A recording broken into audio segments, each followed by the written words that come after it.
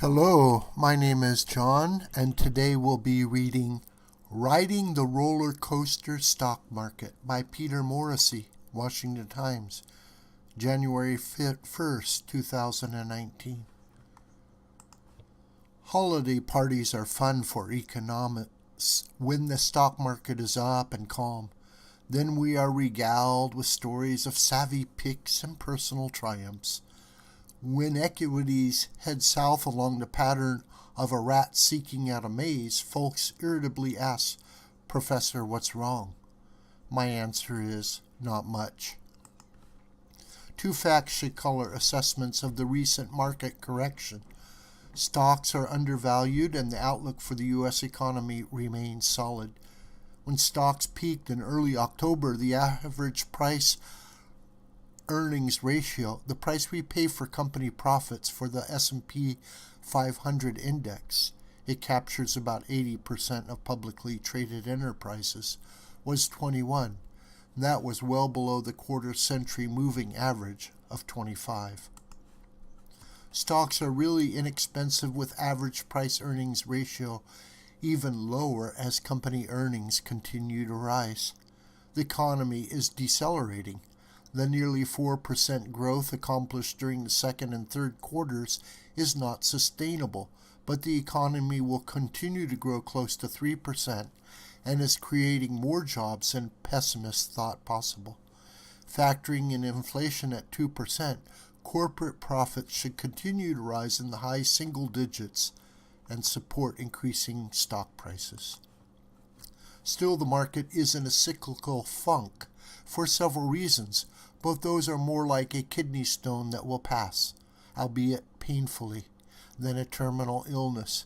Growth prospects abroad are not good, and that has driven investors from equities across the globe into treasuries, driving down stock prices and longer-term interest rates. It is fashionable in the left-leaning financial media to blame China's slowing economy on President Trump's trade war. But his tariffs have not had a lot of grip. Most of those are at 10%, and since April the UN has dropped about that much to erase their pricing effects. For years, China has been in a credit bubble with state banks and a shadow lending system on steroids, papering over fraudulent bookkeeping. Now the bill is coming due. Europe's funk is not new. The European Union has no credible immigration policy or border defenses. About 1.6% of Germany's population are recent refugees, mostly lacking language skills and capable of little more than loitering in railroad stations and menial work. Eurozone restrictions on deficit spending make it virtually impossible for Italy and France to restructure labor market and business policies for the age of artificial intelligence, robotics, and small tech startups. Sensing folly, the UK voted for Brexit. Prime Minister Theresa May has conspired with other EU leaders to indefinitely shackle her countrymen to the EU corpse. It is important to remember that imminent drivers of growth and stock market value, artificial intelligence, robotics, and small startups that create and exploit these technologies can happen anywhere, and entrepreneurs will find homes in America, Southern and Eastern Asia, and the UK if it manages to unshackle itself from the moribund European statism.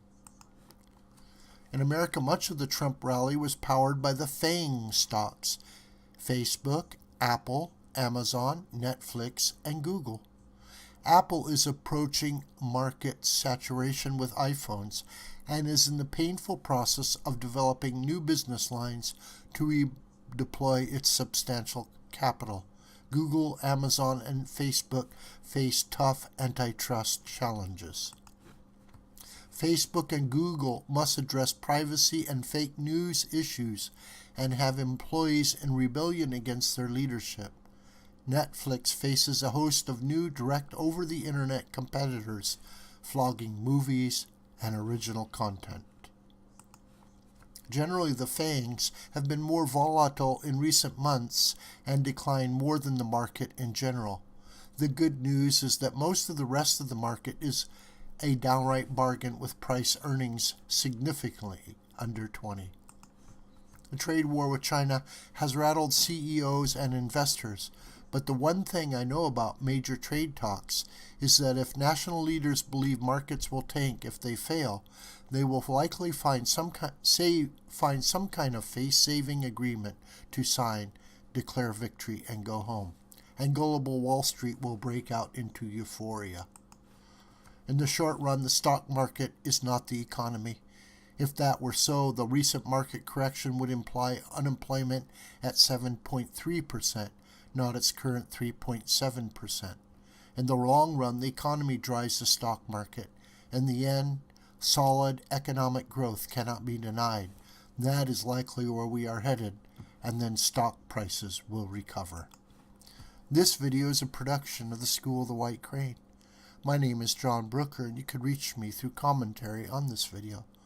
Please subscribe to this YouTube channel and share this video with family, friends, and on social media. May God richly bless you, my beloved.